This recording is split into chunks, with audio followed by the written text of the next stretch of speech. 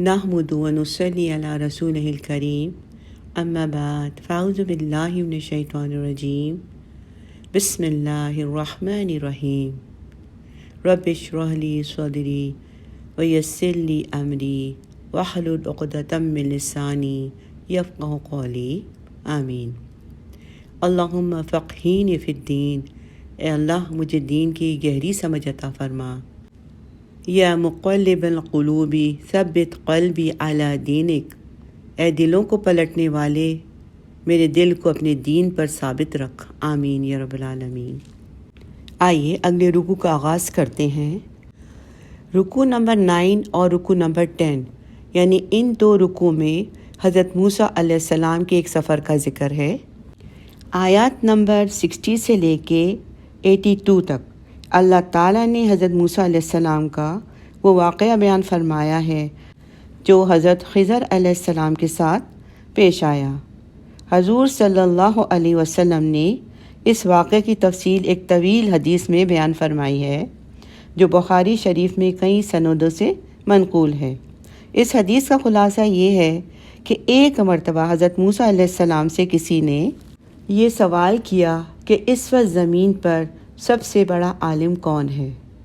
چونکہ ہر پیغمبر اپنے وقت میں دین کا سب سے بڑا عالم ہوتا ہے، اس لیے حضرت موسیٰ علیہ السلام نے جواب میں یہی فرما دیا کہ میں ہی سب سے بڑا عالم ہوں۔ اللہ سبحانہ تعالیٰ کو یہ بات پسند نہیں آئی اور حضرت موسیٰ علیہ السلام کو یہ ہدایت دی گئی کہ اس سوال کا صحیح جواب یہ تھا کہ اللہ تعالیٰ ہی بہتر جانتے ہیں کہ سب سے بڑا عالم کون ہے۔ نیز اللہ تعالیٰ نے چاہا کہ حضرت موسیٰ علیہ السلام کو علم کے کچھ ایسے گوشوں سے روشناس کرائیں جو ان کی واقفیت کے دائرے سے باہر ہیں، یعنی جو انہیں نہیں پتہ۔ چنانچہ انہیں حکم دیا گیا کہ حضرت خضر علیہ السلام کے پاس جائیں۔ ان کو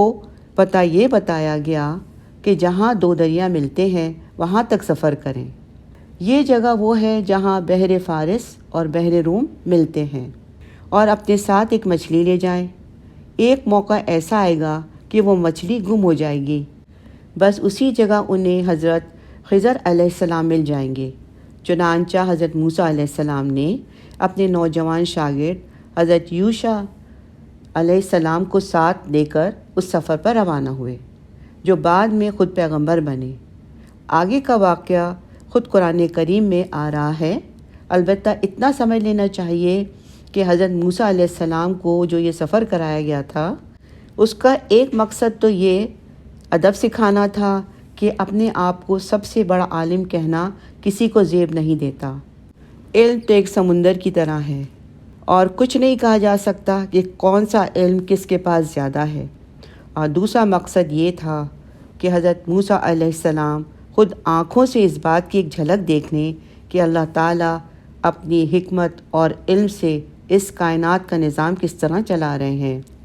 اور اس کائنات میں بہت سے ایسے واقعات روزمرہ انسان کے سامنے آتے ہیں جن کا مقصد اس کی سمجھ میں نہیں آتا، حالانکہ کوئی واقعہ اللہ کی کسی حکمت کے بغیر نہیں ہوتا ہے۔ انسان کی نظر چونکہ محدود ہے اس لیے وہ اس حکمت کو بسا اوقات نہیں سمجھتا، لیکن جس قادر مطلق کے ہاتھ میں پوری کائنات کی باغ دوڑ ہے وہی جانتا ہے کہ کس وقت کیا واقعہ پیش آنا چاہیے۔ مفسرین نے یہاں اس واقعے کے بیان کرنے کا سبب یہ بیان کیا ہے کہ جب یہود نے اہل قریش کو سکھایا کہ وہ محمد صلی اللہ علیہ وسلم سے اصحاب الکہف کے بارے میں پوچھیں،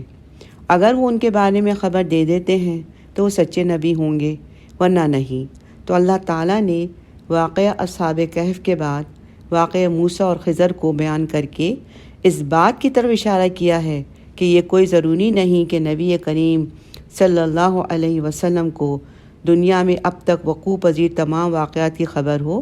تم نے اصحاب الکہف کے بارے میں تو پوچھا تھا، تو لو میں تمہیں اس سے بھی زیادہ عجیب و غریب واقعہ سناتا ہوں جس کی خبر میں نے اس سے پہلے اپنے نبی کو بذریعہ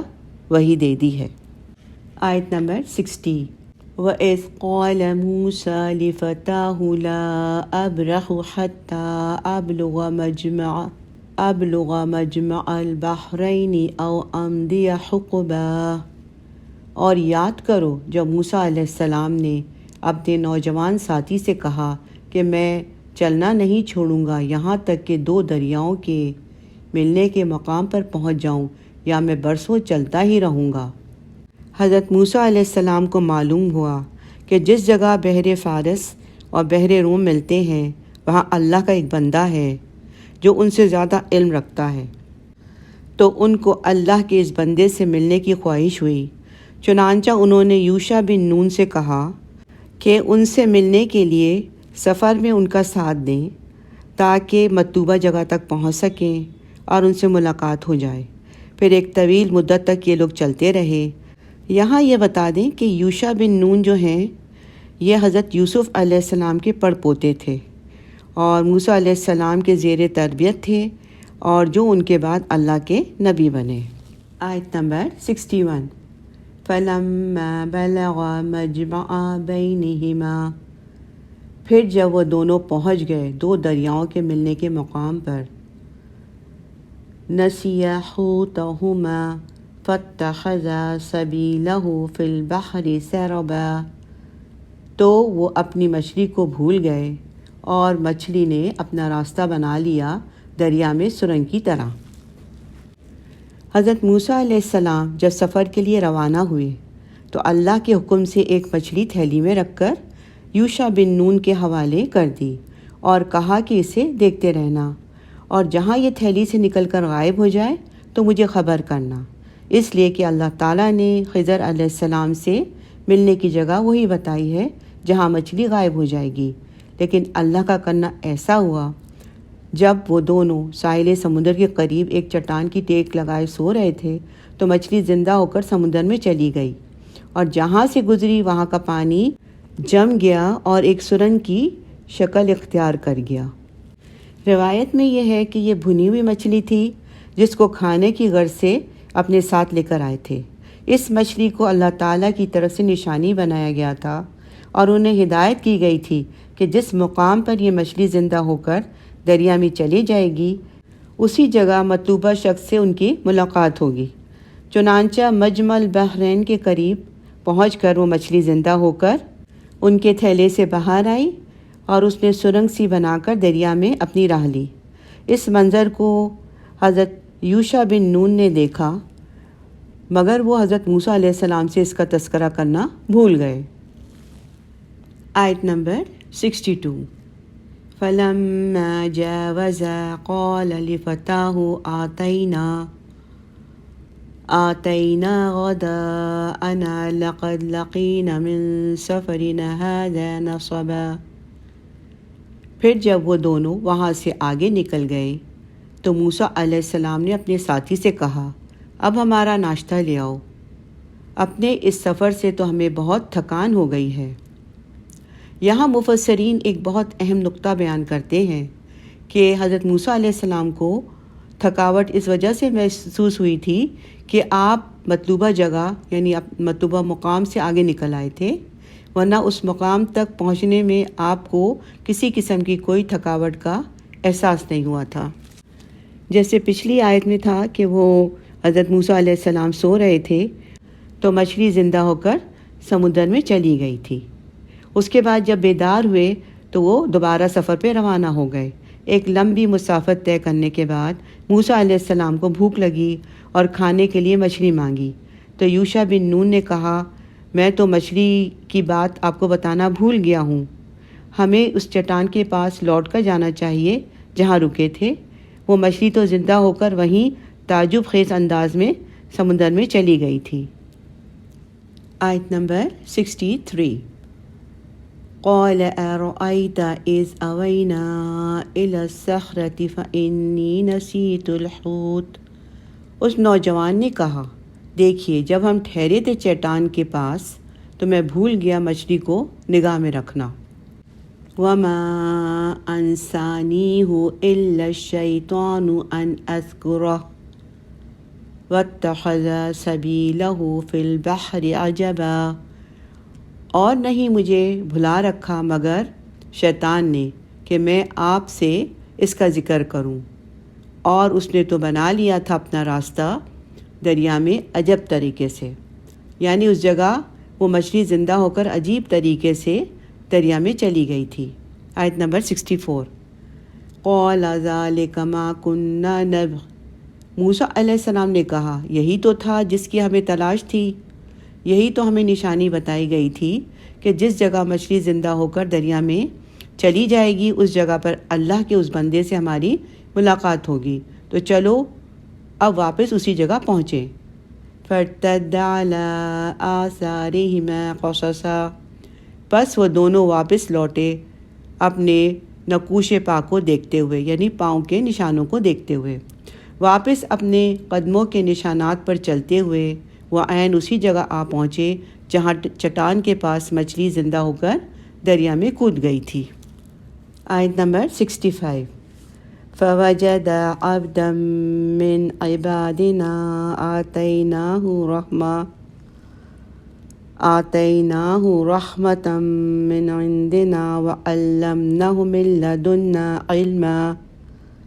تو پایا انہوں نے وہاں ہمارے بندوں میں سے ایک بندے کو جسے ہم نے رحمت عطا کی تھی اپنی طرف سے، اور اسے سکھایا تھا ایک علم خاص اپنے پاس سے۔ جب موسیٰ علیہ السلام اپنی مطلوبہ جگہ پر پہنچ گئے تو وہاں ان کی ملاقات خضر علیہ السلام سے ہوئی، جنہیں اللہ تعالیٰ نے اپنے فضل و کرم سے نوازا تھا، اپنا ولی بنایا تھا اور بعض غیبی امور کا علم دیا تھا جو موسیٰ علیہ السلام کے پاس نہ تھا۔ اور یہ جو غیبی امور کا علم تھا اس کو علم تکوین کہا جاتا ہے، علم تکوین، ٹھیک ہے؟ تو یہ علم ان کے پاس تھا، جبکہ موسیٰ علیہ السلام کے پاس شریعت کا علم تھا۔ صحیح بخاری میں ہے کہ موسیٰ علیہ السلام جب ان سے ملے تو کہا میں آپ سے علم حاصل کرنے کے لیے آیا ہوں۔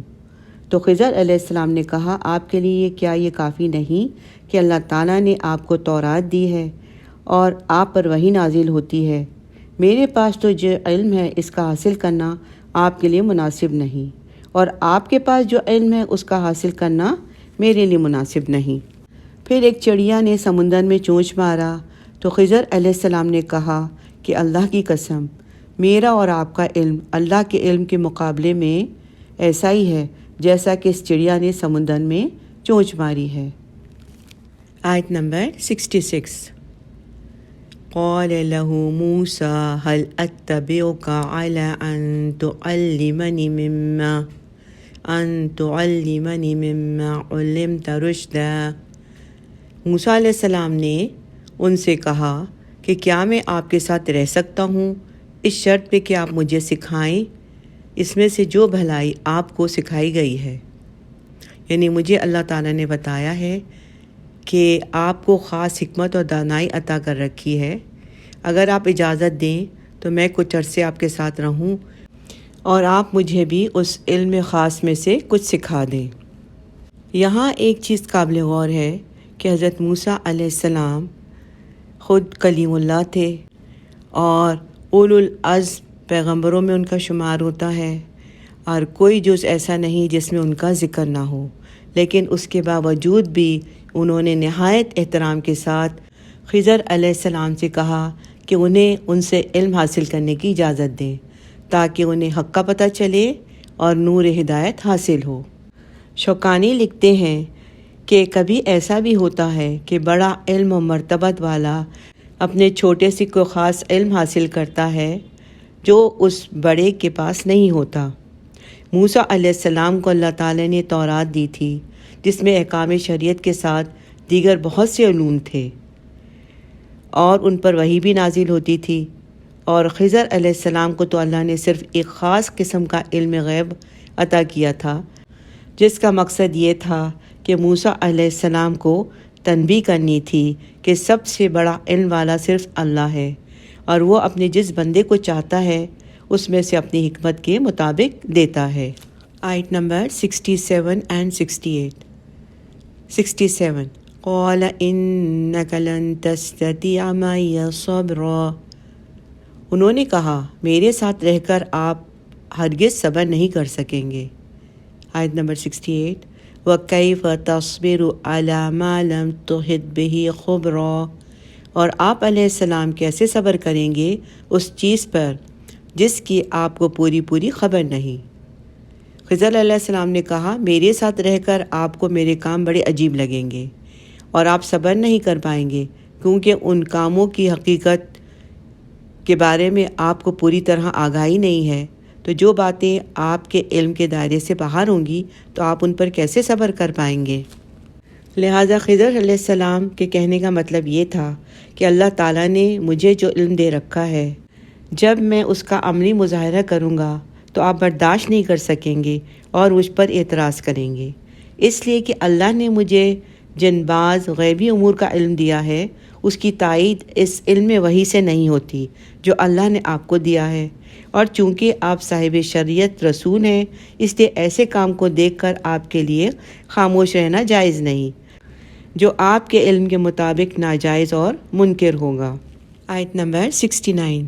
قال ستجدنی ان شاء اللہ صابرا ولا اعصی لک امرا۔ موسیٰ علیہ السلام نے کہا آپ مجھے انشاءاللہ صابر پائیں گے اور میں خلاف ورزی نہیں کروں گا آپ کے کسی حکم کی۔ موسیٰ علیہ السلام نے چونکہ علم حاصل کرنے کا پکا ارادہ کر لیا تھا، اس لیے کہا کہ میں انشاءاللہ آپ کے ساتھ صبر کروں گا اور اپنی رائے کے خلاف ہونے کے باوجود آپ کے کسی فیصلے کی مخالفت نہیں کروں گا۔ یہاں ایک اہم نقطہ قابل توجہ ہے کہ جب صبر کرنے کی بات ہوئی تو اس کے ساتھ حضرت موسیٰ علیہ السلام نے انشاءاللہ کہا، لیکن نافرمانی نہ کرنے کے وعدے کے ساتھ انشاءاللہ نہیں کہا۔ چنانچہ بعد میں ہم دیکھتے ہیں کہ اسی وعدے کی خلاف ورزی آپ سے ہوئی جس کے ساتھ آپ نے انشاءاللہ نہیں کہا تھا، اور اسی حوالے سے اس صورت میں جو آیات ہیں، آیت نمبر 23 اور 24 ہمیں ذہن میں رکھنی چاہیے کہ اللہ تعالیٰ نے حضور صلی اللہ علیہ وسلم کو مخاطب کر کے فرمایا تھا، اور کسی چیز کے بارے میں یہ کبھی نہ کہا کریں کہ میں کل یہ کرنے والا ہوں مگر یہ کہ اللہ چاہے، یعنی انشاءاللہ، اور اپنے رب کو یاد کر لیا کیجئے جب آپ بھول جائیں، اور کہیے کہ ممکن ہے میرا رب میری رہنمائی کر دے اس سے زیادہ بھلائی کی راہ کی طرف۔ آیت نمبر 70۔ قال فإن اتبعتنی فلا تسألنی عن شیء حتی احدث لک منہ ذکرا۔ انہوں نے کہا اگر آپ میرے ساتھ چلنا چاہتے ہیں تو کسی چیز کے بارے میں مجھ سے خود نہ پوچھنا یہاں تک کہ میں خود ہی آپ کو اس کے بارے میں بتا دوں۔ بس آپ میرے ساتھ ساتھ رہیں اور میں جو کچھ کروں یا میرے ساتھ جو کچھ ہو آپ خاموشی سے اس کو دیکھتے رہیں، اس کا مشاہدہ کرتے رہیں، مگر کسی چیز کے بارے میں مجھ سے سوال نہ کریں۔ میں جب مناسب سمجھوں گا تو ان تمام چیزوں کی حقیقت اور تفصیل آپ کو بتا دوں گا جو آپ کے مشاہدے میں آئی ہوئی ہوں گی۔ خضر علیہ السلام نے ان سے کہا کہ اگر آپ نے طلب علم کے لیے میرے ساتھ چلنے کا فیصلہ کر ہی لیا ہے تو میری نصیحت یہ ہے کہ جب آپ دیکھیں کہ میں ایسے کام کر رہا ہوں جن کی تائید آپ کے علم وحی میں نہیں ہے تو مجھ پر اعتراض نہ کریں اور انتظار کریں یہاں تک کہ میں خود ہی آپ کو ان اسباب کے بارے میں بتا دوں۔ الحمدللہ یہاں اس رکوع کا اختتام ہوا۔ بارک اللہ لی ولکم وآخر دعوانا ان الحمد للہ رب العالمین۔ سبحانک اللہم وبحمدک نشہد ان لا الہ الا انت نستغفرک ونتوب الیک۔ آمین یا رب العالمین۔ السلام علیکم ورحمۃ اللہ وبرکاتہ۔